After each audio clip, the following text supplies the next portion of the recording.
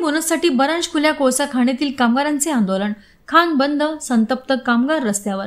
बरांचकुल्या कोळसा खाणीतील कामगारांना अद्यापही दिवाळी बोनस मिळाला नसल्याने आज संतप्त कामगारांनी मोठ्या संख्येने खाणीचे काम बंद पाडत आंदोलन छेडले। यामुळे बरांचकुली कोळसा खाण पूर्णपणे ठप्प झाली असून परिसरात तणावाचे वातावरण निर्माण झाले आहे।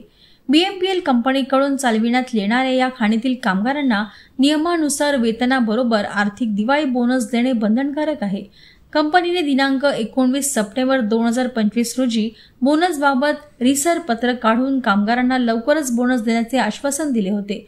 मात्र दिवाळी अगदी काहीच दिवसांवर येऊन ठेपली असतानाही कामगारांच्या खात्यात बोनस जमा झालेला नाही।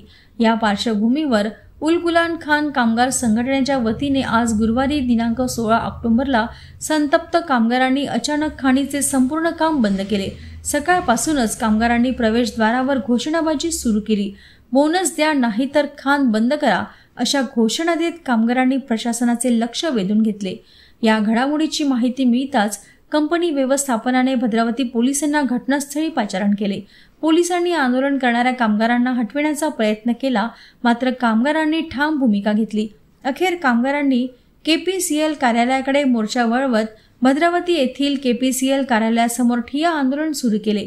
या आंदोलनामुळे बरांच परिसरात वाहतूक काही काळ विस्कळीत झाली होती। संघटनेचे नेते अरविंद देवगडे, पांडुरंग सातपुते, सुभाष गेडाम, विनोद आगलावे, महेश पेटकर, शंकर बाडपणे, मारुती खंडाळकर, रवींद्र निखाडे, महेंद्र नवघरे आदींसह मोठ्या संख्येने कामगार उपस्थित होते। कामगारांचे म्हणणे आहे की कंपनीकडे पैसा नसल्याचे सांगून दिवाळीनंतर बोनस देण्याचे उडवाउडवीचे उत्तर दिले जात आहे।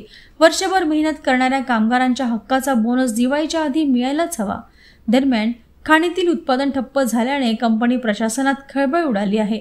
पोलीस बंदोबस्त वाढविण्यात आला असून उल गुलान खान कामगार संघटनेने मागण्या पूर्ण होईपर्यंत आंदोलन सुरू ठेवण्याचा इशारा दिला आहे।